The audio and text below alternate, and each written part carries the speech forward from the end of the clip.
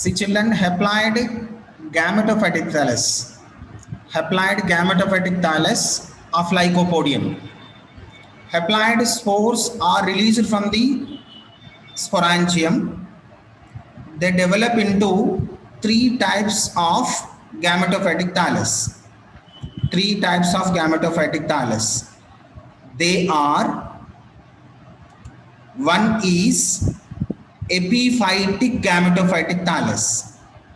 Epiphytic gametophytic thallus. Second one is cone-shaped gametophytic thallus. Third one is normal gametophytic thallus. Epiphytic gametophytic thallus means the Lycopodium haploid spores develop into gametophytic thallus. The gametophytic thallus developed on the other plant surface. Other plant surface. So we called that gametophytic thallus is epiphytic gametophytic thallus. The epiphytic gametophytic thallus shows fungal hyphae.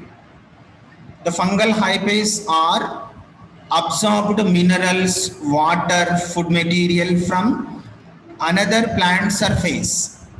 So we called epiphytic gametophytic thallus. Then second one is cone-shaped gametophytic thallus. The cone-shaped gametophytic thallus shows cone-like structure. It is independent thallus. It can prepare food material. It can prepare own food material. It cannot develop on the other plant surface. It developed on the soil surface. And third one is normal gametophytic thallus. Third one is normal gametophytic thallus. The normal gametophytic thallus shows normal condition. It shows dorsiventral structure. It can prepare own food material by the photosynthesis.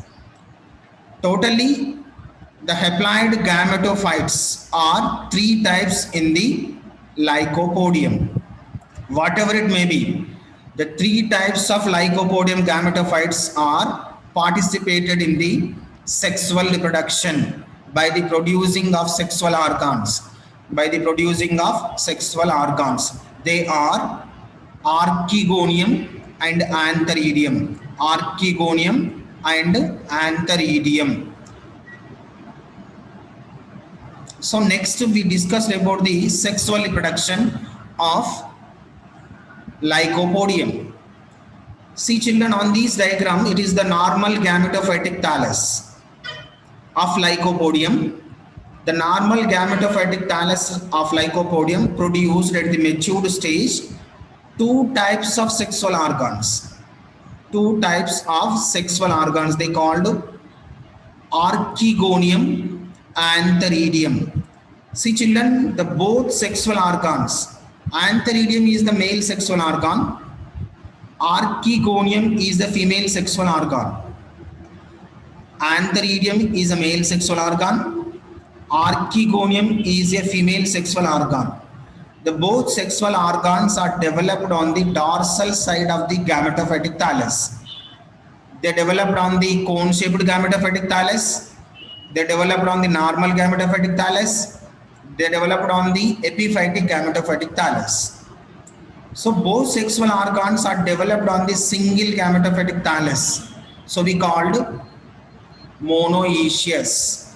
Monoecious means the two sexual organs are developed on the single gametophytic thallus. See children, first we discussed about the Antheridium. Antheridium is a male reproductive organ of Lycopodium. It look like a club-shaped structure. It look like a club-shaped structure. It can produce more number of antheridiozoids. More number of antheridiozoids. The antheridiozoids are in motile condition. They are easily swim in rainwater with the help of flagella. The flagellas are present on the each male gamete. They are easily swim in rainwater and reach to the archegonium for the fertilization. So before the development of Antheridium, Archegonium is developed.